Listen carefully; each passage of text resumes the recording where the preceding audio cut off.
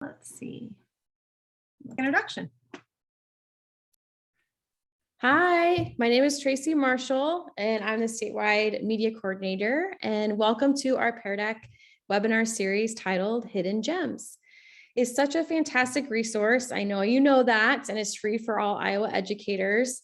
So I will stop talking. I will let the presenter introduce himself and explain more about Pear Deck. Just a reminder, this session will be recorded and we will send you a link so you can view it again and again. We're really glad you're here, and please feel free to put comments and questions into the chat anytime. Thanks. Awesome. Well, thanks for the wonderful introduction. I'm Andrew, Fenstermaker. I work as instructional technology coordinator and also as a tech coach for the Iowa City Community School District. I'm going to go ahead and launch us into some screen sharing. For those of you that watch this at a later date, I'll be sharing my teacher dashboard and student dashboard so you can kind of see exactly what we were experiencing as a group in real time. So I'm also going to throw in the chat, I will throw a link to join as a student as well. So let me get sharing here so it kind of makes sense, and I'll zoom in frequently to show you these items. So the link itself, you can see here, those of you that watch this at a later date too, I'm going to leave this after we're done today. I'll put it in student paste mode so you can continue to access this at a future date. Even if you're watching this later, you'll still be able to go in and view the slides that were in the presentation itself. So I've gone ahead and thrown that link in the chat. That link itself should take you directly to this Pear Deck experience, and we're going to go through it together. I'm going to highlight some of the pieces as a teacher and then also the student view.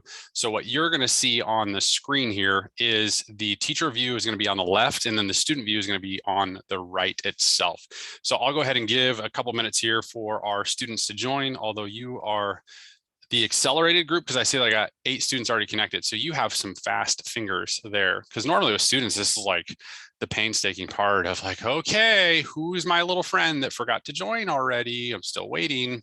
So, all right, so I got 9 friends that are joining us, or I shouldn't say friends, maybe we are friends. I feel like I'm talking to students now. Got to take my teacher hat off for a minute. All right, perfect. So let's go ahead and get going. If we get going and you still haven't gotten a chance to join in, the great thing about Pear Deck is at the very top up here, that wonderful code, you can actually just go to joinpd.com and you can type in this code to actually get joined in. And that's going to be at the top of every slide. Oh, don't you love when you try to zoom and then it magically moves everything through? I do. Let me, tech failure number 1 of already being in here. Oh, now it kicked me out. Don't you love this? Why is it still zooming in? That's weird. Maybe I won't be zooming in the entire time. Okay, let me go to this. So now you're seeing, if you accidentally, this is just a good way to show failure in action and how you can actually navigate when you fail. So now that I closed out my actual present view, like I gotta get back into it. I'm like, oh, where's that? So this one here that you're gonna see moving on the screen, that's the teacher dashboard, but I want like the actual presenter view. So I can actually come in here and open up the projector in a new tab. And so now I have my wonderful projector tab back on the left-hand side, and now we're good to go. So I won't zoom in anymore because that was a fiasco. So let's get rocking and rolling. So you're going to notice on the left-hand side, I just moved. So you're welcome to mute your microphone, but I think we're already muted. So we should be good. And then moving on ahead, definitely use the chat. We're going to cover these 4 main areas for our hidden gems. So really media magic is going to be where we're going to kick things off. Some of these might be things you're already aware of. Some of them might be truly a hidden gem, but hopefully as we get further into our journey today, you're able to see some of these that are maybe new ahas for you. So as I kick us into the first thing, YouTube versus GIF-tastic. Who doesn't love GIFs in your Pear Decks? But let's start off with YouTube.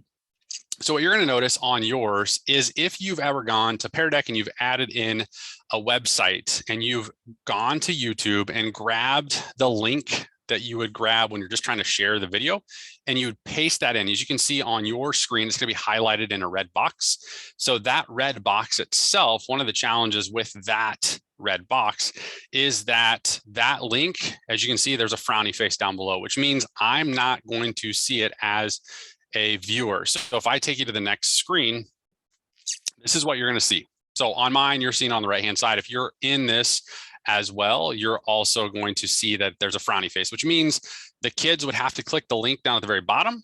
And that creates a challenge because then it opens a brand new tab. And now all of a sudden they're on a brand new tab. And then I ask them to go back to Pear Deck and they don't know which tab Pear Deck's on. So now I'm pulling my hair out and I don't have any hair left to pull out. So now we're just in a tough situation. So this is not the best way that we would recommend being able to share a YouTube video. One of the better ways would be going to click on YouTube and click that embed button. And if you click on embed, what you're trying to capture is you're trying to capture that little link that's in red. And notice the nice thing about that is it says embed within it. All you're trying to do is grab just the URL that's in red. And if you do grab that URL that's in red, the nice thing is if you go back into Pear Deck and use that same website slide, now you're going to see what you're seeing here. And I don't like the one thing that I noticed when I've explored this before is if I start playing this video, and maybe it was just user error on my part. So again, on the right-hand side is the student view. So that means that they can play the video natively right within Pear Deck and not even have to leave, which is great because then they don't get confused of what tab are we supposed to be on. But what I've noticed is if I click play on this and then the teacher advances to the next slide, I ran into in the past where my audio kept playing. And so the students, if they start playing the video and then the teacher moves to the next slide, we'll actually just try that and see if I replicate it or if others have the same issue. So I'm gonna go ahead and play that. Hopefully it's not too loud. Okay, so it's playing. Let me move us ahead. Okay, so it happened again. You can still hear. I can tell that this up here is my audio tab. Okay, here's your homework. How do I stop it, right? First let me tell you the directions. So the teacher would have to go back and then let the students pause it. So that's one thing, just like if the kids do start playing it and you move to the next slide, they're gonna have it playing on their audio tab.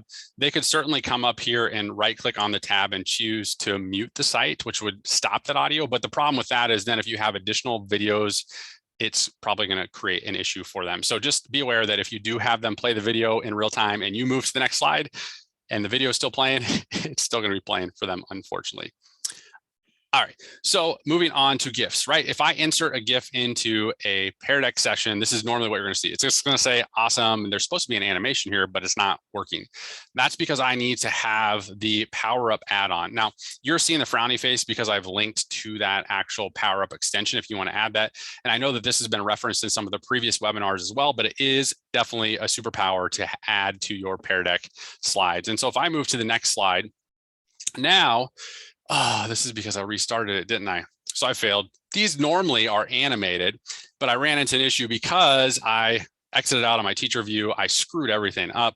So one of the things, if this was, let me just show you what you should have seen, because there is power in the actual animations, but I broke it because I tried to zoom in, trying to help people see. All right, so this is what you should see on the left-hand side. And so when you think about providing additional context, pictures are definitely a great way to share some insights, but to be able to show the animation in real time is a powerful way to capture maybe some complex concepts. So for example, how does a key mechanism actually work? Or how does a dog actually drink water? Those animations are just some examples of how you could infuse some GIFs into Pear Deck using that Power Up extension. And again, I broke it. It doesn't work when I break it. So obviously it was working when I first opened it up and now I broke it. So let's move on to the second part of this where it is audio awesomeness. We'll get into some of these hidden gems here shortly. Some of the other hidden gems that maybe are new for a lot of you. But as far as embedding audio, that's one of the powerful things of Pear Deck is that we know that our learners might be able to decode some text, but being able to have that audio cue for them to be able to listen to the text provides a more accessible experience for all learners. So within Pear Deck, I can add audio, but I can also turn on a superpower or a nice feature that's in beta that allows you to turn text into speech. So with that being said, within Pear Deck, if I go up to add audio to a slide, one of the nice things is that I can record it right within my Google slideshow before I launch my Pear Deck for users to experience.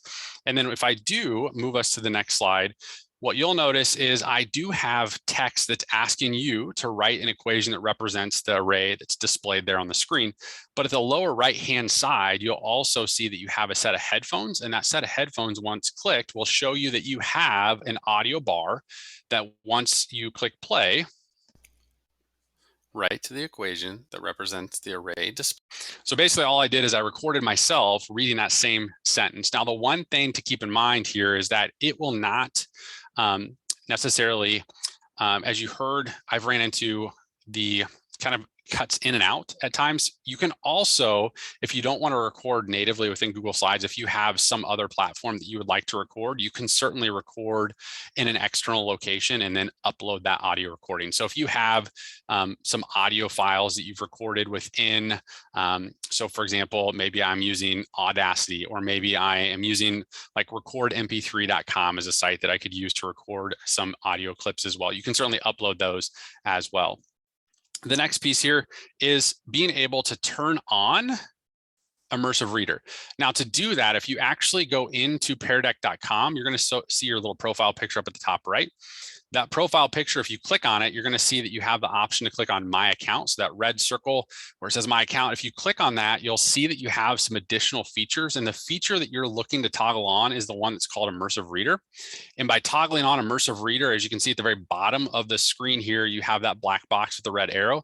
That's pointing to the little circle icon that has a book with a speaker on it to let you know that that is the Immersive Reader icon for students. And they'll be able to access the text in a speech format. So let's demonstrate that. As you can see here on this slide, if you were to actually, as a student, click that book, it now takes the text from that slide and converts it into the text that was then read to aloud for us. So if I play Embed that. audio, write the equation that represents the array displayed below.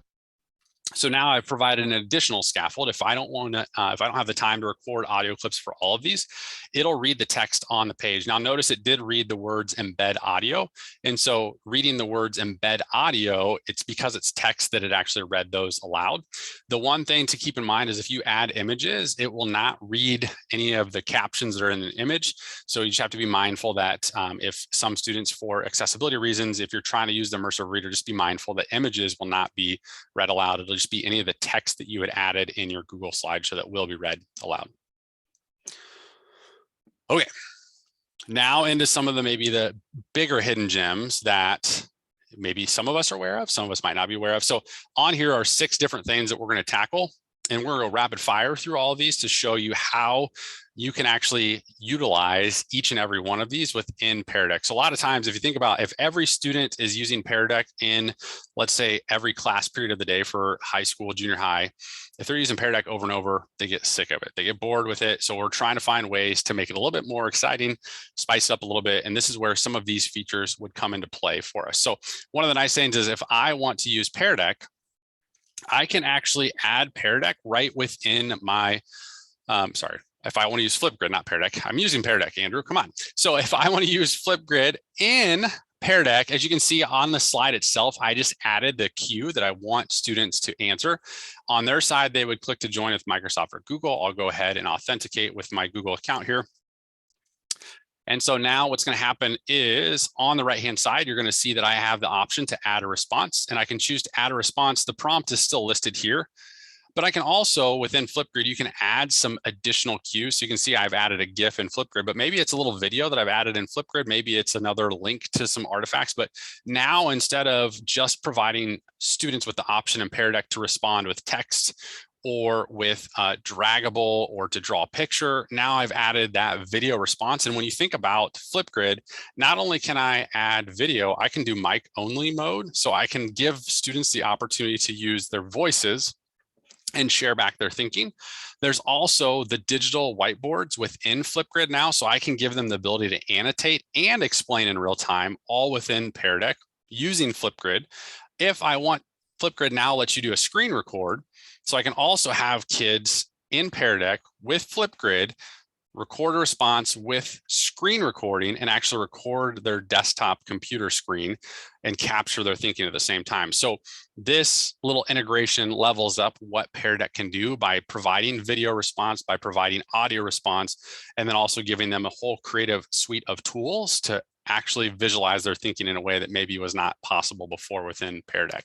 So That's one option that you could certainly leverage. All I did is I went to Pear Deck, set up a topic. As you can see here, hello, I am, that's my topic. I just grabbed the student facing URL and then added it as a website within my Google Slideshow. So in my Google Slideshow, if I came here and I clicked on my little Pear Deck add-on or clicked on add-ons and opened it up that way. So if I clicked on add-ons and then chose to use the Pear Deck add-on for Google Slides, I just clicked this little website link, and then that's where I pulled in my Flipgrid link. I just put it in our box here, and then that added it in so that you're seeing what you're seeing on your student dashboard, where I'm able to record within Pear Deck using Flipgrid. The next one, this is something that is new-ish. So the Math Learning Center has some great apps. They also have now released to where, as a teacher, I can create a template, or maybe I can actually use that different suite of Math Learning Center apps. This one, I just used the base 10 block example here. And so ahead of time, what I did is I just went to Math Learning Center apps. I opened up the base 10 blocks, or the number blocks app, and then I actually added the text on here. And so I added the text that said, just create any 3-digit number with 5 in the tens place. I didn't really care what it was. But with this, then the students, this is interactive, so they can drag their base 10 blocks on here. And so they're going to go ahead and add their base 10 blocks. They can use any of the tools that are on here to explain their thinking. So maybe they're going to add the text, and they're going to say that mine was 354. And so they're going to go ahead and then finish writing out that number. The next step to this is to then ask them, as you can see on the queue on the left-hand side, it says to click the little share icon and then just click copy image. So now if I right click on this image and copy that image, now I have my creation saved. Now, again, I want to be able to celebrate the thinking of peers in my class. Like, I want to visualize everyone's thinking. I'd always tell my students, the smartest person in the room is the room. If we can learn together, it's going to provide more insights to the different approaches that we might take to refining or developing skills and concepts. So now if I move us to the next page, all I did is I embedded an editable Google slideshow.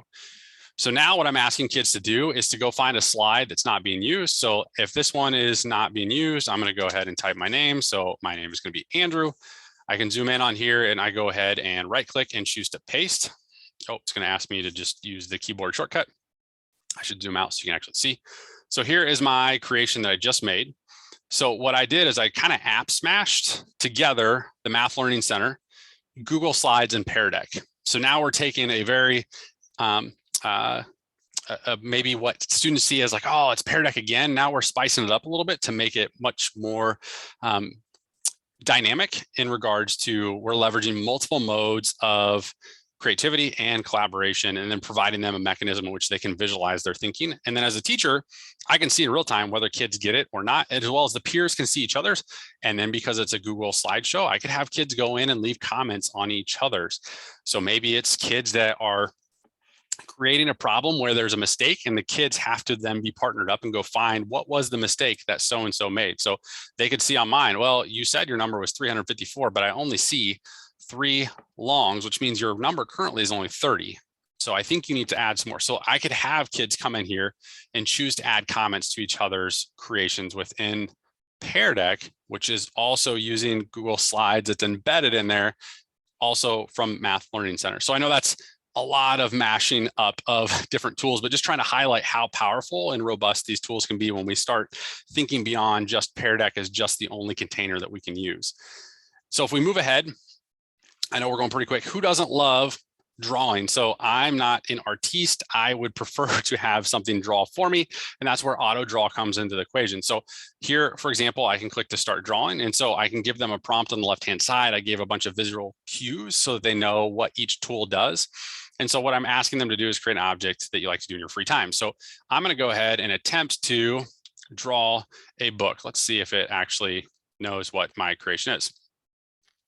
Yeah, look at that. Google is so smart. So there's my fabulous book. Look at my creative skills that I have there. I can draw, and I don't really like blue, so I can go ahead and click to change that. I'm going to click to change it to yellow, and then I would really like to have the inside of it actually be red. So now I can go ahead and make it red and yellow. That doesn't really, that's cyclone colors. What am I doing here? Let me There you go. That's a little bit better. Get some Hawkeye colors in there, get the right colors for this presentation. So, all right, so I can use this, and much like I did before where I said, now you can actually take this and you could download this creation. And so if I was to download that actual creation on here, so now if I take that creation and then in the next slide, I would be able to go ahead, sorry, let me click to the next slide. Much like we did before, just embedding a Google slideshow, now students would be able to insert their creation that they just created within their auto draw to add to a slideshow that then everyone can see the different ways in which they created something that they like to do in their free time.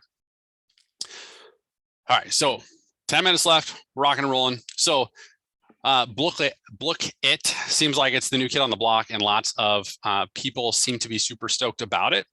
So on here, you can actually leverage that and pull it right into Pear Deck itself. So all I did is I set it up as kind of like a homework assignment so that kids can do it asynchronously. And then I'm going to go ahead, and what they would be able to do is to go ahead and type in their nickname, and then they would go through. Oh, Andrew must have already played that. Andrew version 2. Let's see. All right. So then they can select their new game here, select their maze, and then what they'll be able to do is go through and play the game. So as I can see here, what logo is this? So we can say Snapchat. So they can go through and play it. They never even have to leave Pear Deck. They're all just right within that Pear Deck ecosystem, being able to practice some of the skills that we've been doing within class. It's also that game format. So I can turn this on student pace mode, and students can work through this asynchronously at independent work time in maybe some time outside of class if I want it to be a true homework assignment, but there's different ways that you could leverage this. So just highlighting that Bookit does integrate nicely with Pear Deck. So this is just an example of something that last year I had a teacher ask me to help support teach a lesson. So they're working on the different sounds that S can make. Now, after we went through this lesson to show you, we used Pear Deck for this lesson. Kids practiced a bunch with identifying the different sounds of the letter S. And one of the things we wanted is, yeah, I had the data to show that kids drug a dot on different locations to show which selection they might make. But we wanted some kind of formative check at the end of that to see if kids really understood that. So what we did is, after doing this lesson, we just tapped into another tool like Bookit quizzes that did basically the same thing. So the kids were able to go ahead and start the game on their own time. And then it would ask them some of the same things. So when I think of nose, am I thinking that it says the sound or z sound? So when they click on this, it'll tell them right away if they're right or wrong. So this was kind of a gamified approach to reinforcing some of the skills that we just practiced. But the nice thing about quizzes is the teacher has a dashboard after the fact. So the teacher can go look at the data that the students input to see what students get it, what students maybe they don't, what concepts they might not quite understand yet, or maybe even what students I need to push a little bit more. So there's a lot of ways that you can leverage quizzes within Pear Deck to provide some of that formative check and give you some data on the back end. So last thing to kind of bring it home. So Google Expeditions, unfortunately, Google decided to deprecate that ecosystem, but lucky for us, you can actually create some interactive elements within Pear Deck. So I've thrown Kinextatum in here, and notice that as a student, I would be able to interact with this image. This image is just right from Google Street View. So if you go to Google Street View, drag your little peg man onto a street. Sorry, you can go to Google Maps and drag your peg man onto the street. You can actually choose to share an image and get an actual link for embedding that image. And if you throw that in here, you can see now on the left-hand side, I've created some cues. I could also record audio that says, hey, Kinnick Stadium was actually opened on October 5th, 1929. It's home of the Iowa Hawkeyes, and it's the hometown hero for number 6. And so then you can go to the next slide and provide some additional context of when you think about the hometown hero number 6, you likely are thinking of this guy, Tim Dwight, number 6 from City High, played it at Iowa. You would be wrong if that's who you're thinking about. It should be this guy here, back when he had a lot more hair, because this is his current reality. And for some reason, there was something that happened. It seems like a lot of that hair switched from his head down to his face. So anyways, moving on to wrap things up, the last couple things is being able to provide feedback. and also provide an opportunity for students to reflect on that learning journey. So if I move us into the teacher feedback, as you can see here, I can provide feedback to students from my teacher dashboard. So on the right-hand side, what new learning are you walk away from today? Number 6 was an awesome punter. So I'm going to go ahead and submit that as a student. And now from my teacher dashboard, which I think I have somewhere. Is this it? Nope, that's not it. That's Stacy. Where did my teacher dashboard go? I got too many windows open. Let's just do this. Open dashboard. Got it. It is open. I'm glad it's not just me. Ha, found it. I know when you got too many windows open. All right. So on here, you can see that Andrew Fenstermaker left a comment that says number 6 was an awesome punter. So this little speech bubble, as the teacher, I can go leave some feedback and say, you are right. And then go ahead and send the feedback. Now, from the student perspective, what you're going to notice at the very bottom right is a little bubble pops up and says, hey, you have new feedback.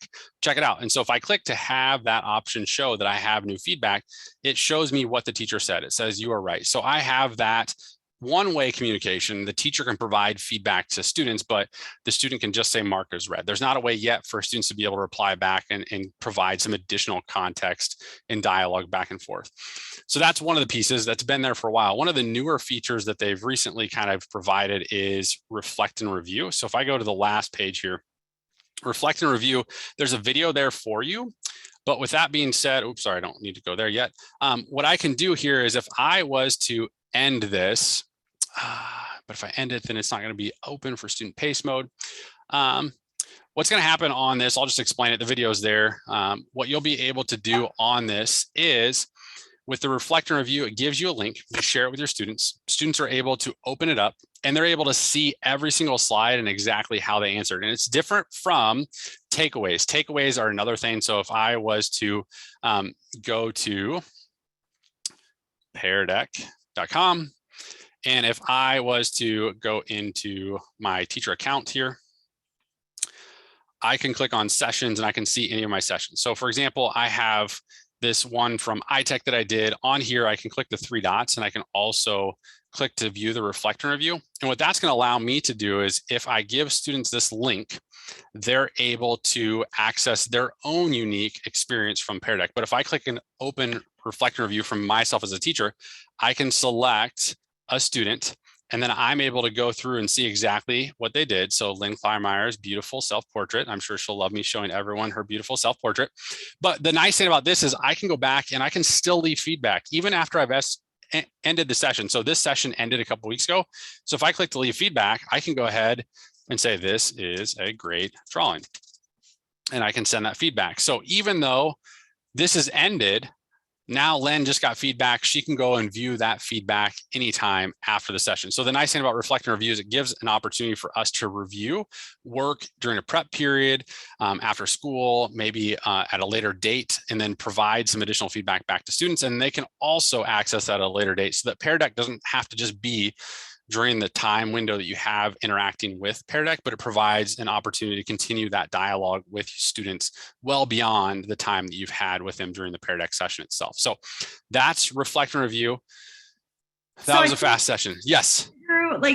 So I think Lynn, let us know in the chat. She had that question, does the feedback only stay accessible in this session when the session is open? So I think the reflect and review shows that no, that feedback is available all the time. And you can constantly update it. So if like he's just demoed, you can give the feedback. And if Lynn went back now, she would see that feedback you just left about her great self-portrait. Okay. Yep. So you can certainly add feedback well after the session is over. You can just go back and Does she get notification though that there's been an update to the feedback, or does she? That's a great question. I'm Thinking, not sure that they do. Okay. That's a good one to walk away with as a homework assignment for everyone that's on this call to learn. Yeah.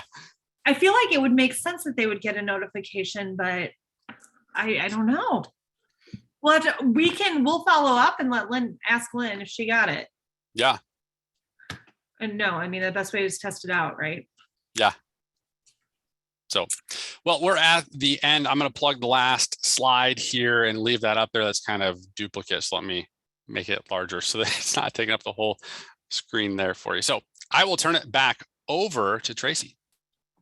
Thank you, Andrew. On behalf of the Iowa AEAs, this was awesome. I love Pear Deck, but I didn't know many of these hidden gems. So Andrew, what would be your favorite hidden gem that you talked about today? You know, in all honesty, when I was starting to go through the ways that I could use this, I remember many years ago, I shouldn't say many years, a few years back, when Pear Deck was still based in Iowa City, I was able to talk to an employee there that was sharing about how to use Kahoot. And so that started to trigger some thinking as I was going through this hidden gem. I was like, you know, I wonder if I could add in, you know, different interactive tools like Flipgrid. I wonder if that works. I'd never tried it before. And then so I learned just as much as everyone else on this journey because I was trying all these different tools to see if it would work for the first time. I think my favorite hidden gem, just because I'm a fan of Google Expeditions, I learned that trick from Donnie Piercy. He had posted a YouTube video on it and I was like, oh, this is mind blowing because what a powerful way to have kids experience that kind of virtual reality without the need of expensive goggles. And I can curate all that content and turn it into students self-paced mode and let them kind of navigate things on their own. So I think that's my favorite hidden gem, thanks to Donnie Piercy. Oh gosh. Yeah. Thank you so much for everything that you did today. And again, this session was recorded, so we will send it to you via email. Thank you all for coming and joining us today. And remember, if you have anything, Andrew, you're getting a bunch of shout outs in the chat.